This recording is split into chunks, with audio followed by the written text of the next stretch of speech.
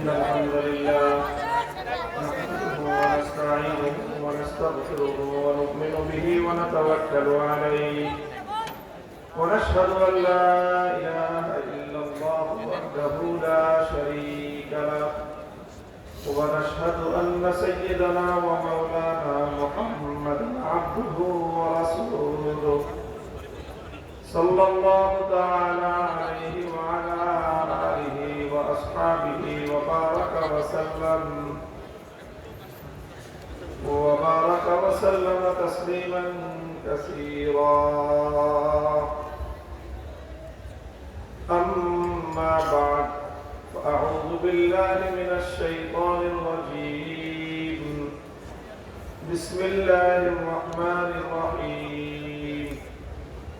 وسابقوا إلى مغفرة من ربكم وجنة عرضها السماوات والأرض أعدت للمتقين. وقال رسول الله صلى الله عليه وسلم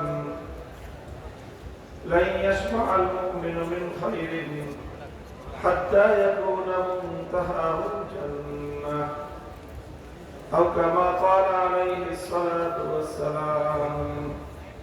بارك الله لنا ولكم في القرآن العظيم ونفعنا وإياكم بالآيات والذكر الحكيم.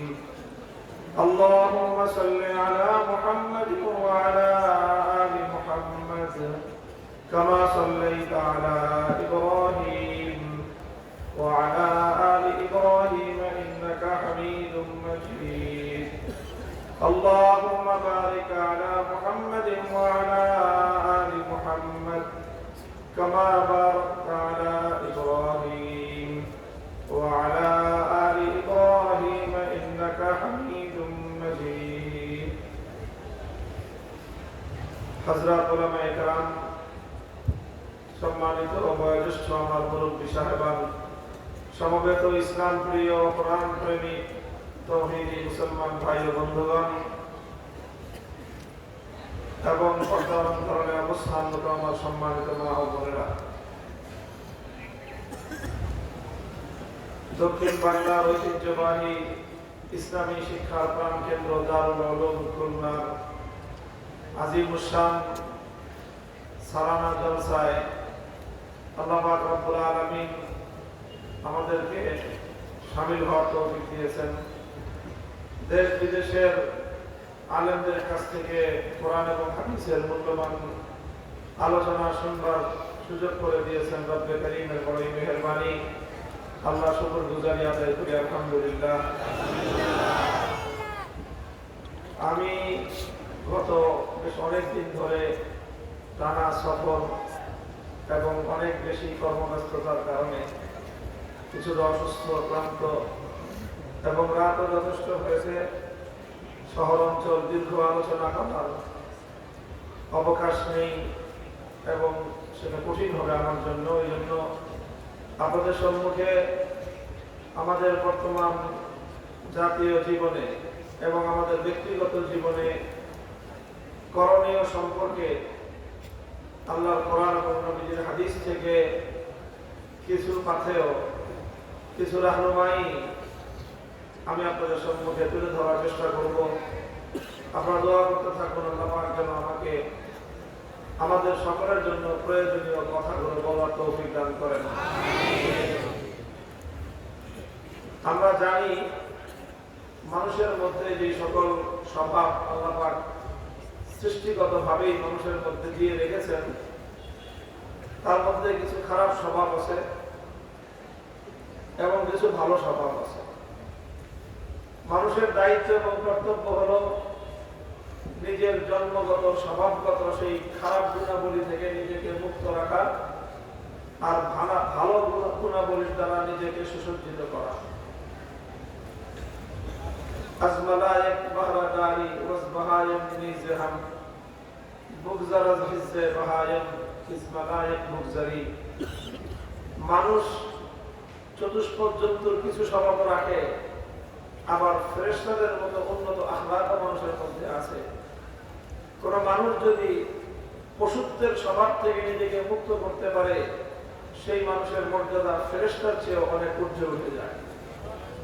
মানুষের কর্তব্য হলো নিজের মধ্যে পশুসুলভ যে স্বভাবগুলো আছে সেগুলোকে দমন করে রাখা। তাহলেই একজন মানুষ সে এত ঊর্ধ্বে নিজেকে নিয়ে যেতে পারে যে কোনো ফেরেশতা অতটা ঊর্ধ্বে নিজেকে উত্তোলন করতে পারে না। আল্লাহ আমাদেরকে তৌফিক দান করেন। একটা স্বভাবের কথা আমরা জানি, স্বভাবটা হলো লোভ, লালসা। বলেন তো, লোভ লালসা ভালো না খারাপ? সবাই একমত? কিন্তু আমি আপনাদের সাথে দ্বিমত করলাম। ভালো। লোভ লালসা ভালো। বলবেন যে আপনারা ভুল বলছেন। না, আপনারাও ঠিক বলছেন। আপনাদের কথাও ঠিক আছে, আবার আমার কথাও ঠিক আছে। ব্যাপারটা কেমন হলো তাহলে? লোভ এটা ভালো, আবার লোভ লালসা এটা খারাপ। ব্যাখ্যা কি? এই কথার ব্যাখ্যা কি? একই জিনিস ভালো আর মন্দ দিতে একসাথে হয় কিভাবে?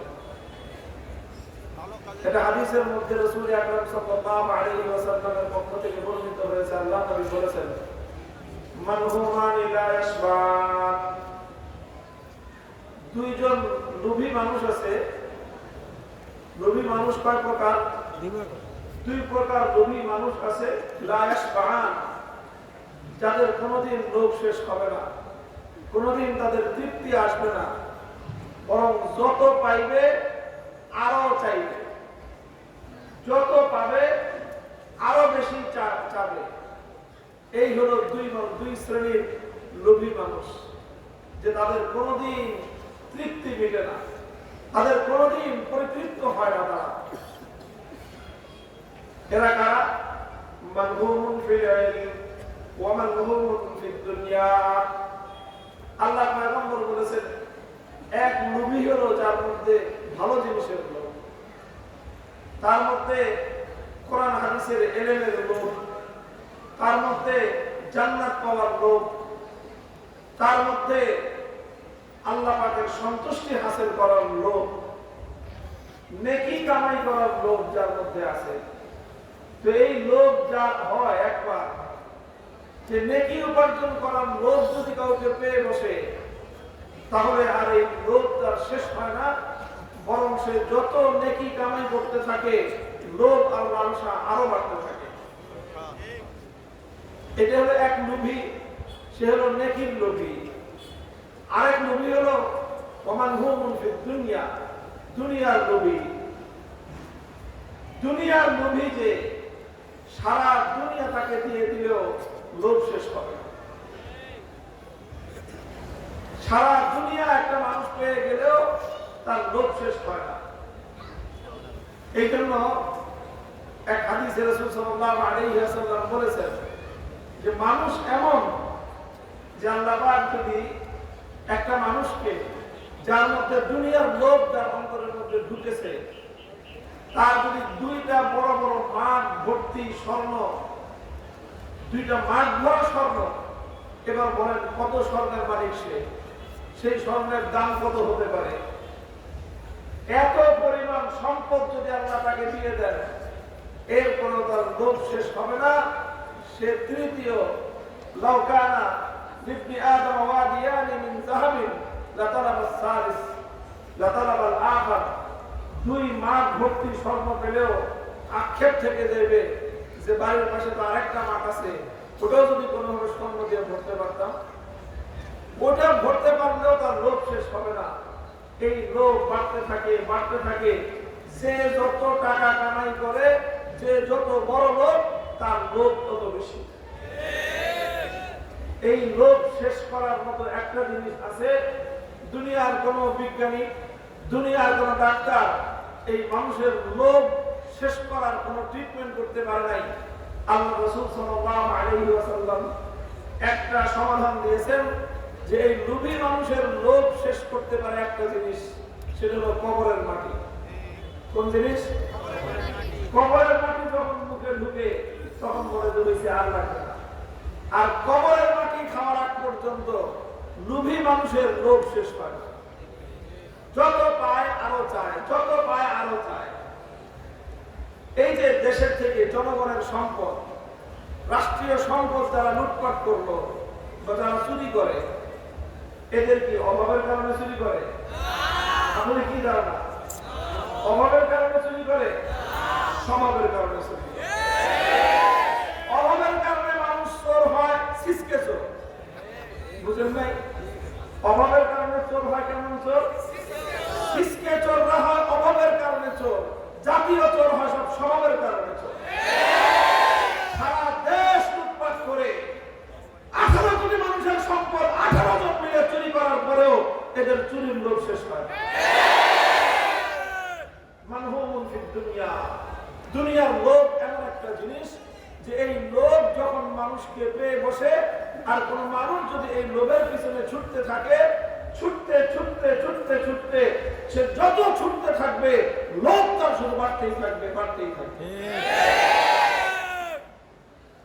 অনেক লম্বা আলোচনা আছে এই লোভ কিভাবে মানুষকে গ্রাস করে নেয়।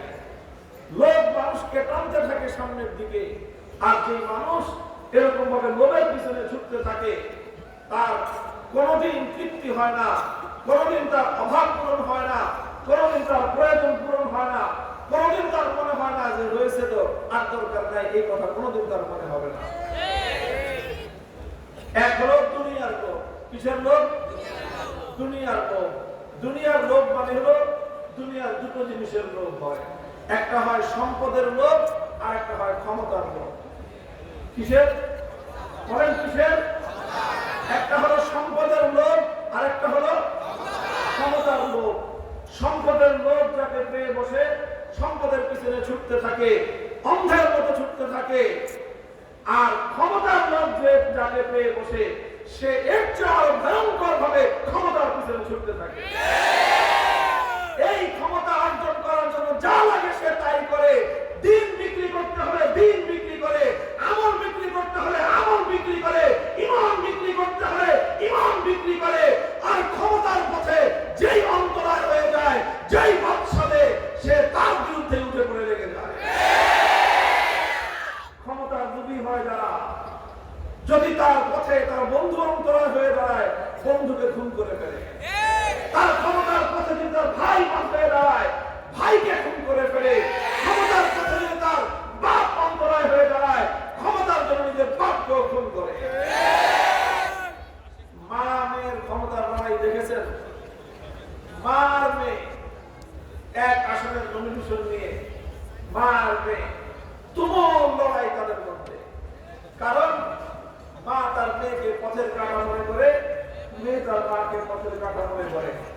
এটা আমি উগান্ডার কাহিনী বলতেছি না, এটা বাংলাদেশের কাহিনী, আপনাদের পন্থার এইবারের কাহিনী। উদ্দেশ্য হলো আমি এটা নিয়ে আলোচনা করবো না। আমি আপনাদেরকে আল্লাহর পয়গম্বর হাদিসের শুধু একটা দিক বললাম, মানহুমান লা ইয়াশবান। দুই লোক এমন রয়েছে, এই লোকগুলো যখন মানুষকে পেয়ে বসে, এই মানুষ আর কোনোদিন এই লোভের পথ থেকে ফিরে আসতে পারে না। একটা হলো ভালোর লোক, কল্যাণের লোক, আখিরাতের লোক, নেকি কামাই করার লোক, সওয়াবের লোক, নেক আমল করার লোক। যে ব্যক্তি নেক আমল করার প্রতি লোভী হয়ে ওঠে, যতই আমল করে ততই মজা বাড়ে, যতই আমল করে ততই মজা বাড়ে, বাড়তে থাকে বাড়তে থাকে। আমলের আক্ষেপ আর আমলের আগ্রহ মৃত্যুর আগ মুহূর্ত পর্যন্ত তার শেষ হয় না। আরেক হলো দুনিয়ার লোভী, দুনিয়ার টাকার লোভ, সম্পদের লোভ, দুনিয়ার ক্ষমতার লোভ। যাদেরকে এই লোভ পেয়ে বসেছে, কবরের মাটি ছাড়া এই লোভ পূরণ করার মতো আল্লাহ পাক দুনিয়াতে আর দ্বিতীয় কোন জিনিস সৃষ্টি করেন নাই। আল্লাহ আমাদেরকে দুনিয়ার লোভ থেকে হেফাজত করেন, পরকাল এবং কল্যাণের লোভ আল্লাহ আমাদেরকে বৃদ্ধি করে দেন। মুহতারাম হাজিরিন, এই জন্য আল্লাহর নবী বলেছেন, আমি আপনাদেরকে প্রথমে যে হাদিস পাঠ করে শুনিয়েছি, লা ইয়াশবা'আল মুমিনু মিন খায়রিন হাত্তা ইয়াকুনা মুনতাহাহুল জান্নাহ। কোন মুমিন ব্যক্তি ভালো কাজ করে ক্ষান্ত হবে না কোনদিন। তার এই কথা মনে হবে না যে মাশাআল্লাহ যা করেছি হয়েছে, আর দরকার নাই, এই কথা তার কোনদিন মনে হবে না। কোনদিন মনে হবে না যে নামাজ যা পড়েছি শেষ আর দরকার নাই, মনে হবে না। কোনদিন তার মনে হবে না যে রোজা যা রেখেছি শেষ আর রোজা রাখার দরকার নাই, এমন মনে হবে না। কোনদিন তার মনে হবে না দান খয়রাত যা করেছি আর দরকার নাই, এমন মনে হবে না। কোনদিন তার মনে হবে না জিহাদ যতটুকু করেছি আর জিহাদের দরকার নাই, এমন তার মনে হবে না। আর কোনদিনও মনে হবে না আল্লাহর দ্বীনের জন্য যতটুকু সংগ্রাম করেছি এখন আমার থেমে যাওয়া উচিত। খোদার কসম খেয়ে বলি, যার হৃদয়ে আল্লাহর দ্বীনের ভালোবাসা থাকবে, যার হৃদয়ে আল্লাহর প্রতি মহব্বত আর ভালোবাসা থাকবে, সংগ্রাম করতে করতে জীবন শেষ হয়ে যাবে, তার সংগ্রামের সাধনা বাসনা কোনদিন শেষ হবে না।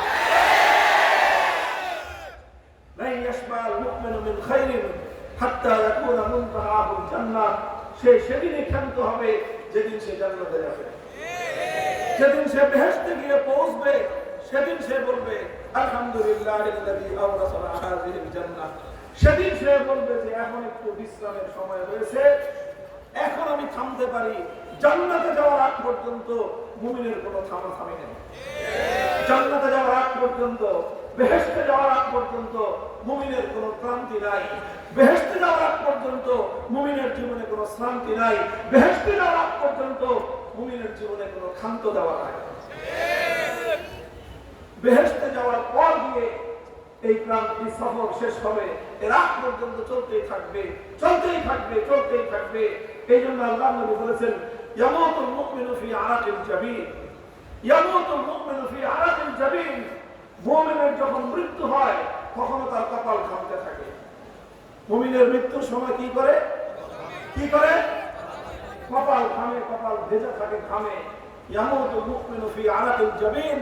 এই হাদিসে তালেবে ইলম ভাইরা, এই হাদিসের ব্যাখ্যা মুহাদ্দিসিনে কেরাম এমনটা করেছেন, এই হাদিসের বাহ্যিক অর্থ যেটা, যে মুমিন ব্যক্তির মৃত্যুর সময় এটা একটা ভালো লক্ষণ যে তার কপাল ঘেমে উঠবে। যদি কারো কপাল ঘেমে ওঠে মৃত্যুর সময়, এটা ভালো লক্ষণ। এটা এই হাদিসের এক ব্যাখ্যা। এই হাদিসের অপর ব্যাখ্যা হলো ইয়ামুতুল মুমিনু ফি আরাকিল জাবিন, যে মুমিনের মৃত্যু হয় এমন যে তখনও সে আল্লাহর দ্বীনকে নিয়ে কোনো একটা প্ল্যান করতেছিল, দ্বীনের কোনো কাজকে নিয়ে সে পরিকল্পনা করতেছিল, সে কোনো একটা চিন্তা করতেছিল যে আজ তো এটা করলাম, আগামীকালকে আমার কি করতে হবে, পরশু আমার কি করতে হবে, আগামী বছর আল্লাহর দ্বীনের জন্য আমার কি করতে হবে। এই চিন্তা করতে করতে, এই পরিকল্পনা করতে করতে, এই প্ল্যান করতে করতে মুমিন কবরে চলে যায়, তার পরিকল্পনা শেষ হয় না। দুনিয়াদাররা দুনিয়ার প্ল্যান করতে করতে দুনিয়া থেকে বিদায় নেয়, ইমানদাররা ইমানের প্ল্যান করতে করতে দুনিয়া থেকে বিদায় নেয়। দুনিয়াদাররা দুনিয়া কামাই করার পরিকল্পনা করতে করতে দুনিয়া থেকে বিদায় নেয়। আল্লাহওয়ালারা আল্লাহর দ্বীনকে নিয়ে পরিকল্পনা করতে করতে কবর পর্যন্ত চলে যায়, তার পরিকল্পনা 100 বছর 1000 বছর পর্যন্ত বাস্তবায়িত হতে থাকে। মুহতারাম হাজিরিন, এই জন্য আমার প্রথম কথা আপনাদের প্রতি, আমার প্রতি উসিকুম ওয়া নাফসি, সর্বপ্রথম পয়গাম, সর্বপ্রথম শিক্ষা হলো এই যে পরিকল্পনা করেন, চিন্তা করেন, বড় বড় পরিকল্পনা বানান, বিশাল পরিকল্পনা, দুনিয়ার জন্য না, আল্লাহর জন্য। কার জন্য? বলবেন যে হুজুর এত বড় পরিকল্পনা করে লাভ হবে কি? আমি কি বাস্তবায়ন করতে পারবো? আরে ভাই, বাস্তবায়ন করতে পারি আর না পারি, কাসিম নানতুবি রহমাতুল্লাহি আলাইহি, হাজী আমদাদুল্লাহ মুহাজির মক্কি রহমাতুল্লাহি আলাইহি পরিকল্পনা করে দিয়েছেন, সবটা তারা বাস্তবায়ন করতে পারেননি, আজও তাদের পরিকল্পনা বাস্তবায়িত হচ্ছে। পরিকল্পনা সব আমারটা আমার বাস্তবায়ন করে যেতে হবে, এটা কোনো জরুরি না। শামসুল হক ফরিদপুরি রহমাতুল্লাহি আলাইহি এক পরিকল্পনা দিয়ে গিয়েছেন, উনি চলে গেছেন 1960-এর দশকে, আজও পর্যন্ত হযরত ফরিদপুরির পরিকল্পনা বাস্তবায়ন চলছে। মুমিন পরিকল্পনা করো, কোথাও গিয়ে রুদ্ধ হয়ে যাওয়া যাবে না, কোথাও গিয়ে থমকে দাঁড়ানো যাবে না, কোথাও গিয়ে স্থির হওয়া যাবে না, চলতেই থাকতে হবে, চলতেই থাকতে হবে, চলতেই থাকতে হবে, যতক্ষণ পর্যন্ত আমি আমার দেহে প্রাণ আছে, যতক্ষণ পর্যন্ত আমার হৃদয়ে স্পন্দন আছে, ততক্ষণ পর্যন্ত জান্নাতের দিকে আমার পথ চলা অব্যাহত থাকতে হবে। এটা হলো একটা মৌলিক কথা আমি বললাম, মৌলিক পরিকল্পনা কথা। আল্লাহ আমাদেরকে তৌফিক দান করেন। কাজে দুনিয়ার লোভ করা যাবে না, আখিরাতের লোভ বাদ দেওয়া যাবে না। হযরত রাসূল আকরাম সাল্লাল্লাহু আলাইহি ওয়াসাল্লামের জীবনটা এই মূলনীতির উপর প্রতিষ্ঠিত ছিল। নবীজির জীবন সিরাতুন নবী যদি আমরা পর্যালোচনা করি, আমরা আল্লাহর নবীর জীবনের এক একটা ধাপ যদি নিয়ে আলোচনা করি, তাহলে আমরা দেখব যে আমাদের নবীজি কিভাবে প্রতিটি ধাপে পৌঁছে পরবর্তী ধাপের জন্য অগ্রসর হয়েছেন, আবার পরবর্তী ধাপে পৌঁছে তার পরবর্তী ধাপের জন্য পরিকল্পনা করেছেন, সেই পরবর্তী ধাপে পৌঁছে আবার পরবর্তী ধাপের জন্য পরিকল্পনা করেছেন।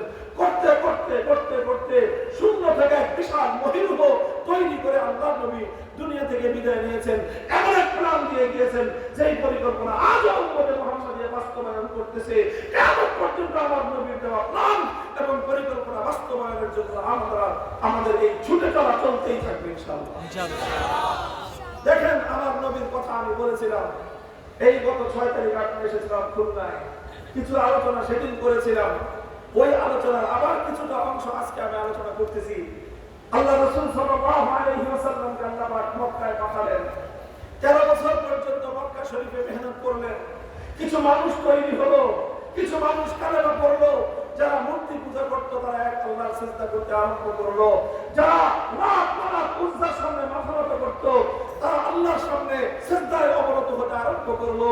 কিছু মানুষ তৈরি হলো, ঘরে ঘরে ঈমানের দাওয়াত পৌঁছলো। কিছু মানুষ দ্বীনকে কবুল করলো, ঈমানকে কবুল করলো।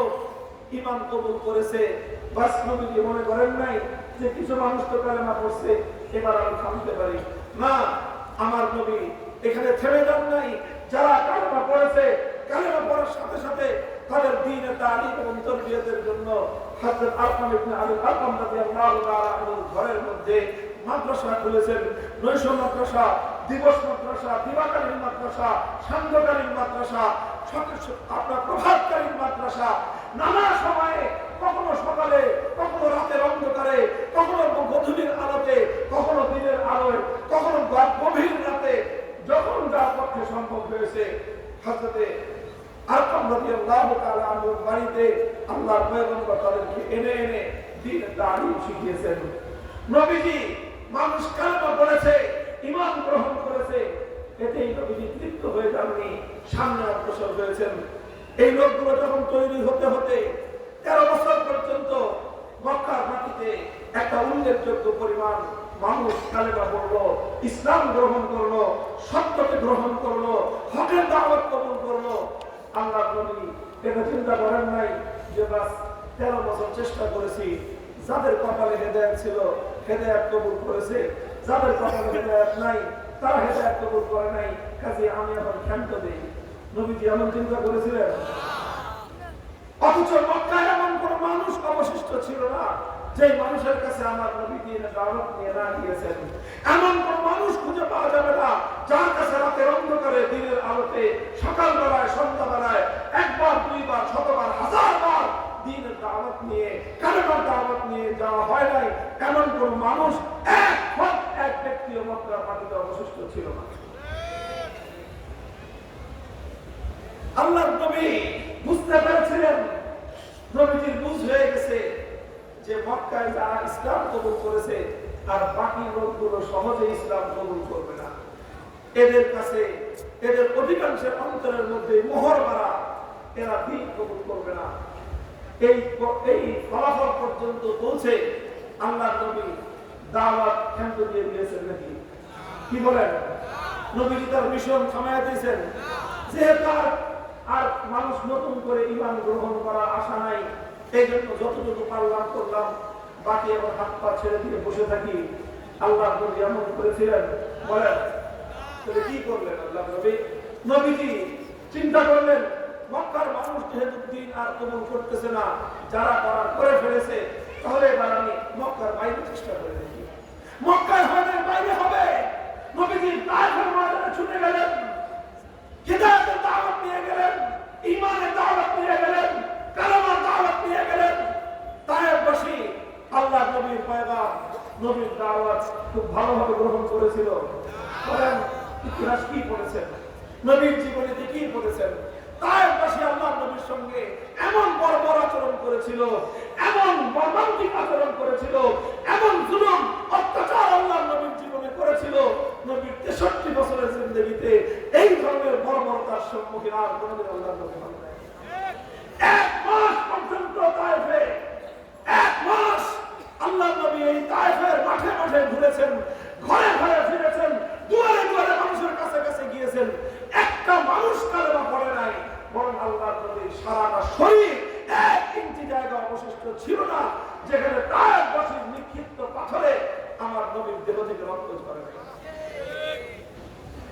আল্লাহর নবী হাল ছেড়ে দিয়েছেন যে যেহেতু এই একটা মানুষ ইসলাম কবুল করলো না, কাজে আমার আর কি করার আছে, আমি তো সবটুকু করছি, এই কথা বলে ঘরে বসে গেছেন। বলেন কি করেছেন? আমার নবী চেষ্টা করেছেন, মক্কায় হয় নাই, তায়েফে কিছুই হলো না, দেখি অন্য কোথাও হয় কিনা।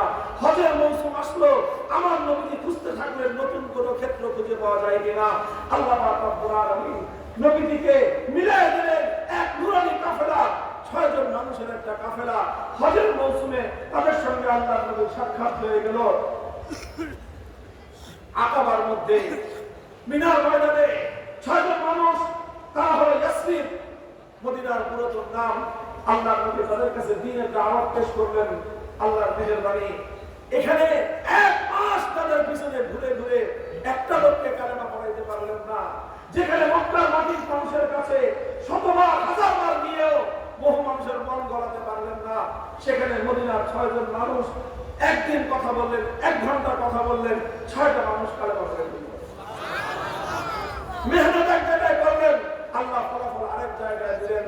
নবীজি এবার মদিনাকে টার্গেট করে, মদিনার লোকদেরকে টার্গেট করে নতুন মেহনত শুরু করলেন। বললেন তোমরা আবার আসবে। দ্বিতীয় বছর তারা 12 জন আসলো। নবীজি তাদেরকে আবার শিক্ষা দিলেন, বললেন তোমরা আবার আসবে। তৃতীয় বছর 70 জন আসলো। আল্লাহর নবীর কাছে তারা বলল, ইয়া রাসূলুল্লাহ, সোনার মদিনা ইসলামের জন্য উপযোগী, সোনার মদিনা ইসলামের জন্য খুবই একেবারে এটা উপযোগী একটা মাহল, সেখানে একটা উপযোগী পরিবেশ আছে। সোনার মদিনায় ইসলামের ফসল ফলার জন্য মাটি বড় উর্বর। আপনি এক কাজ করেন, আপনি মদিনায় চলে আসেন।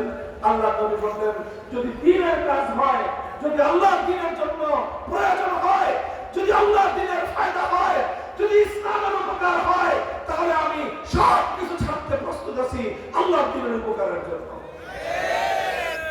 নবীজির কাছে একদিকে ছিল মক্কা, আরেকদিকে নবীর মদিনায় যাওয়ার হাতছানি। একদিকে মক্কার টান, আরেকদিকে মদিনার হাতছানি। এবার চিন্তা করে দেখেন, মক্কা শরীফ আর মদিনা শরীফ দুইটাকে যদি 2 পাল্লায় রাখা হয় আর যদি তুলনা করা হয়, তাহলে কি পাওয়া যাবে? মক্কা শরীফে আল্লাহর ঘর বাইতুল্লাহ আছে, মদিনা শরীফে কোনো মসজিদও নাই। মক্কা শরীফে মসজিদে হারাম আছে, 1 রাকাত নামাজ পড়লে 1 লক্ষ রাকাত নামাজের সওয়াব। মদিনায় তখন কিছুই ছিল না। মক্কা শরীফে জমজমের কূপ ছিল, মদিনায় কিছুই ছিল না। মক্কা শরীফে হাজরে আসওয়াদ ছিল, চুম্বন করলে জিন্দেগীর গুনাহ মাফ। মদিনায় কিছুই ছিল না। মক্কা শরীফে জমজমের কূপ ছিল, মক্কা শরীফে মাকামে ইব্রাহিম ছিল, মদিনায় তার কিছুই ছিল না। মক্কা শরীফে আল্লাহর নবীর জন্মভূমি ছিল, মক্কা শরীফে নবীর শৈশব কেটেছে, যৌবন কেটেছে, প্রৌঢ়ত্বে উপনীত হয়েছেন। 53 বছরের নিজের জীবনের অতীত স্মৃতি ছিল, মদিনায় তার কিছুই ছিল না। মক্কায় নবীজির পূর্বসূরীদের জীবন চলেছে, নিজের খানদান ছিল, নিজের বংশ ছিল, বাড়ি ছিল, ঘর ছিল, সব মক্কায় ছিল। মদিনায় কিছুই ছিল না। মক্কায় শুধু একটা জিনিস ছিল না, একটা জিনিস ছিল মদিনায়, সেটা হলো মক্কার মানুষ আল্লাহর দ্বীনের জন্য অনুকূল ছিল না, মদিনার মানুষ দ্বীনের জন্য অনুকূল ছিল। আমার নবী ঘর ছাড়লেন, বাড়ি ছাড়লেন, মাতৃভূমি ছাড়লেন, স্বদেশ ভূমি ছাড়লেন, নিজের দেশ ছেড়ে যে দেশে গেলে দ্বীনের ফায়দা হবে, ইসলাম কায়েম হবে, ইসলামের জন্য আমার নবী সব ছেড়ে দিয়ে হিজরতের পথে পাড়ি দিলেন। অনেকে বলে হিজরতকে নবীজি মক্কা থেকে পালায়ে গেছেন, এই শব্দটা নবীজির শানে সঠিক নয় এবং হিজরতের ইতিহাসের সঙ্গেও এই কথা, এই শব্দ যথাযথ প্রয়োগযোগ্য নয়।